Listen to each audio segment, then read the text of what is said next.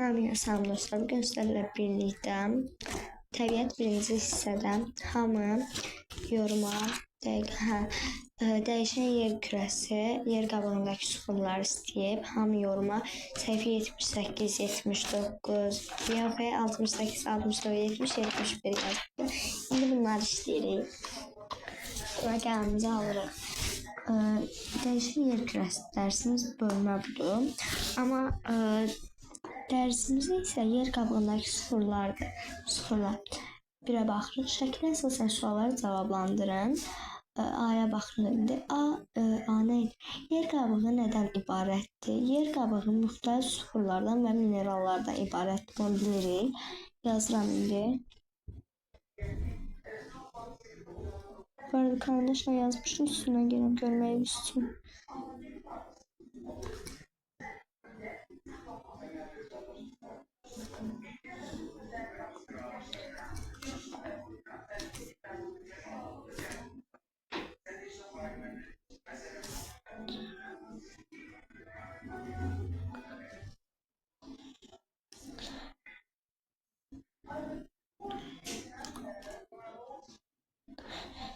Aha, yazdım. Müxtəlif minerallardan ibarətdir. Yazmışam sadəcə yaxşı görəsiniz üstündən. Yer qabığının digər daxili təbəqələrindən fərqi nədir? Yer qabığının digər daxili təbəqələrdən fərqi nədir? Deməli, buna yaza bilərik ki, ən üst qatda yerləşir, hamısından daha da nazikdir və əsasən bərk suxurlardan təşkil olunur. Yazıram ən üst.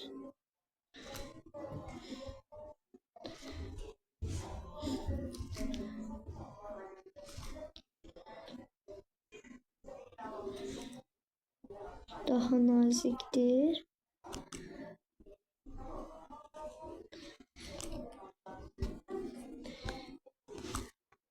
Və yazıram əsasən bərk suxurlardan təşkil olunur. Biraz qolum dəri yayılır.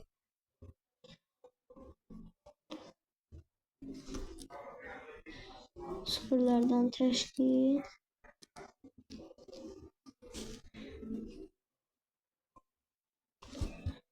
Aha. İndi ikiyə baxırıq.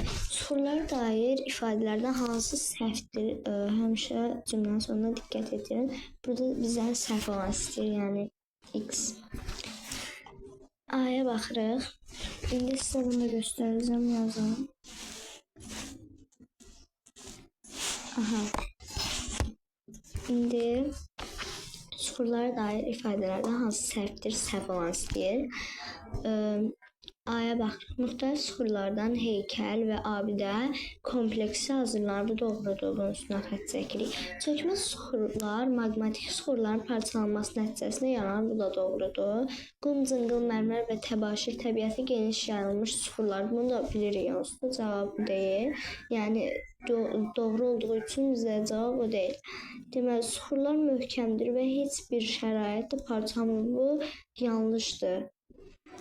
Məsələn, yer qabığındakı daxili təbəqələrdən fərqi nədir? Burada da yazdığımız kimi nazik olurlar. Yəni o nazik olmur. Ən üst qatda yerləşən, yəni yer qabığı, həm də yer qabığı daha nazik olur da. Yəni o qədər möhkəm deyil axı. İndi yaranmasına görə suxur növlərinin adlarını boşluqlara yazın. Burada gör vulkan püskürməsi olur. Burada maqmatik olur. Maqmatik 5-ci sinifdə keçmişdik. Aha, indi buna baxırıq.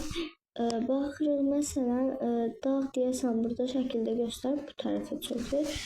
Bu çökmə adlanır. Yazdım. Bu da ki metamorfik adlanır. Meta belə yazılır. Yazıram bura. Metamorfik.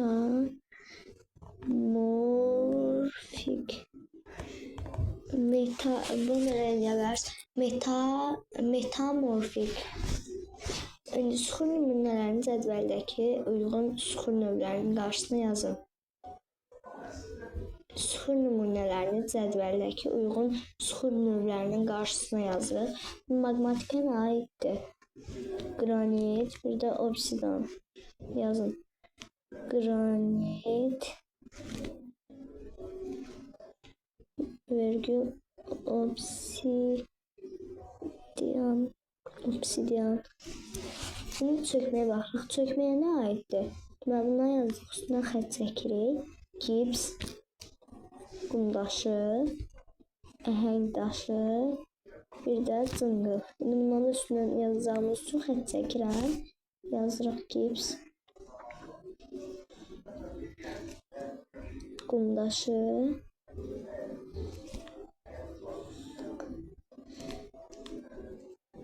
əhəng daşı,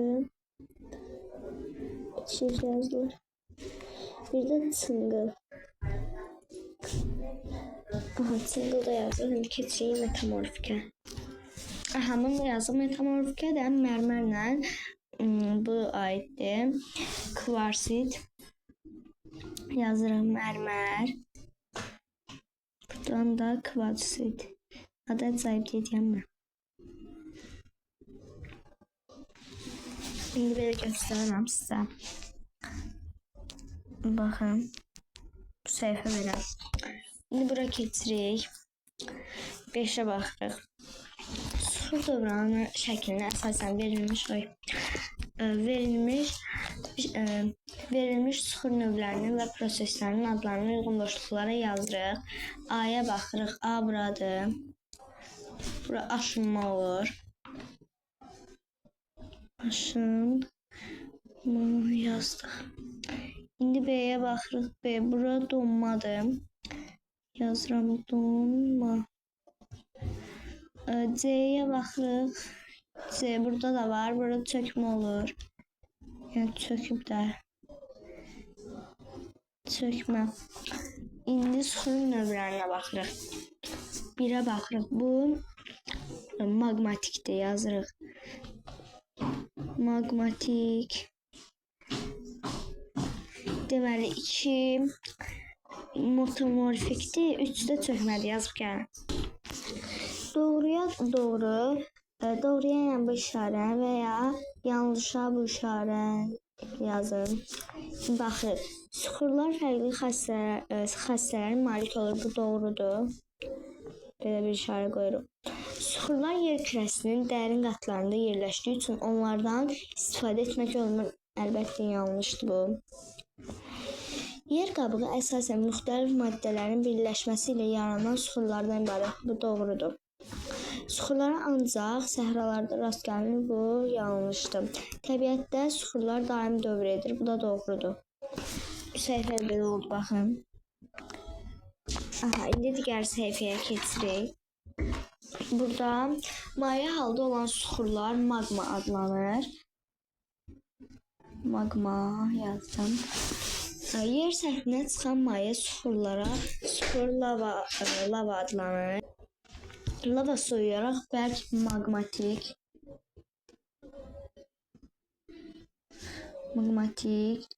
süxurlar əmələ gətirir. Yağıntı, onu böyle yazım. Yağıntı və külək kimi təbii amillər süxurları kiçik parçaya ayırır. Süxur parçaları daşınaraq çaylar və okeanlar olur burada. Çaylar və okeanlar. Aha, okeanların dibinə çökür.